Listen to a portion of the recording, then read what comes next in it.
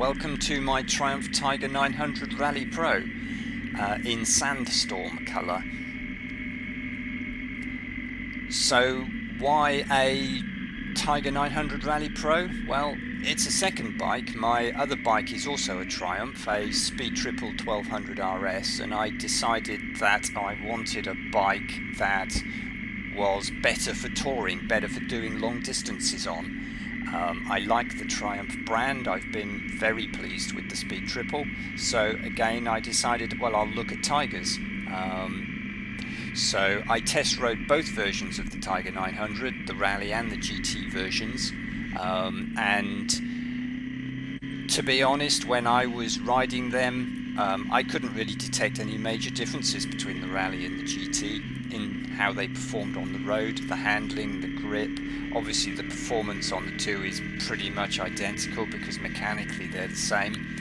I was worried that the Rally version, obviously because it's set up with different suspension, it's got the larger 21-inch front wheel, thinner tyre. I wondered how that might perform on the road, but as it turns out, I certainly found at sensible road speeds that there really wasn't any noticeable difference between the Rally and the GT and how they performed.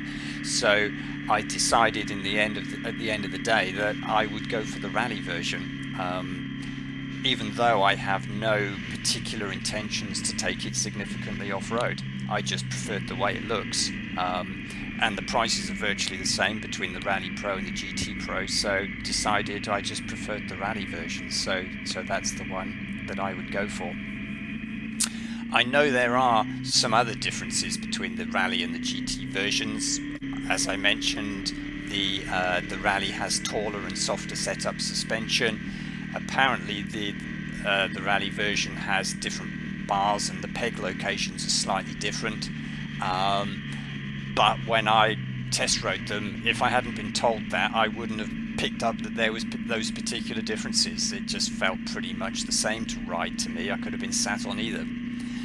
So yeah, decided to go for the Rally version.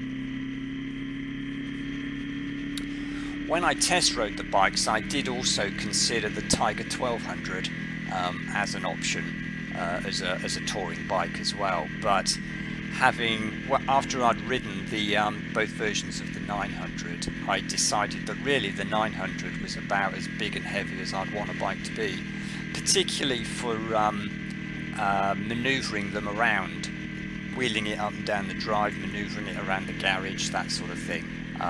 Yeah, really, the Tiger 1200, I thought it's just too big, it's just too heavy. Seat height wise, obviously the Tiger 900 has two seat settings. On the Rally version, the low setting is at 860mm and the high setting is 880. And on the GT version, the low seat setting is 820 and the high is 840mm. So the low seat setting on the Rally version is still 20mm higher than the high seat setting on the GT version. So obviously that could be an issue for shorter people. I'm 6 foot tall, 32-inch inside leg. I can't exactly flat foot the bike when I have the seat on the lower setting, but I can get the balls of my feet certainly down on the road without a problem. The seat is actually quite thin, so that's quite good. So, you know, seat height wise, I don't have a particular problem with the Rally version. And actually the seat height on the Tiger 1200 GT is a bit lower than the seat height on the 900 Rally. It's 850mm, but nonetheless the 1200 is physically a much bigger, heavier bike. So, and you certainly notice that when you're trying to move it about. So I discounted the 1200 at that point, having decided that the 900 seemed to suit me absolutely fine. Performance wise, I mean, before I took the test drive the test ride on the Tiger 900, I was concerned that I'd be rather underwhelmed by its perceived lack of power. I mean, the 900, it has 94 horsepower and 64 pounds-foot of torque. Compared to my other bike, the Speed Triple 1200, I mean, that has 178 brake horsepower and 92 pounds-foot of torque, so significantly different. But I have to say, I was very pleasantly surprised by the performance of the Tiger on the road. I found, certainly at sensible road speeds, the performance is absolutely fine. It's as fast as I need a road bike to be in reality. Certainly overtaking slower moving traffic is absolutely no problem on the Tiger 900. In fact, I've found that there haven't been any sort of overtaking opportunities that I would turn down on the Tiger that I otherwise might have made on the Speed Triple. So yeah, it just goes to show really, I think about 100 horsepower in a road bike is absolutely fine in 99.9% of cases. The engine on the Tiger 900, the triple engine, it's got the T-plane crank, and there's obviously been lots of comments about the vibrations that produces, particularly compared to the previous version of the Tiger 800. I've never ridden a Tiger 800, so I can't really comment on how that is, but certainly compared to the triple engine in my Speed Triple, yeah, the T-plane version in the Tiger 900, it does have more vibrations, and you can feel them through the bars. I don't feel anything through the pegs, if I'm honest, but the vibrations really don't bother me. Certainly, again, at sensible road speeds, it's not significant, and you can cruise at the legal speed limit on it, and although you can feel some vibrations, it really doesn't bother me, at least, so I have absolutely no issues with that. I actually really like the T-plane engine in the 900. I think it does have the right sort of character, and it really suits the bike. It is an adventure bike after all, and I suppose it literally has that adventure bike type kind of vibe to it. So absolutely fine with the engine as far as I'm concerned. It sounds extremely nice. It certainly pulls extremely well.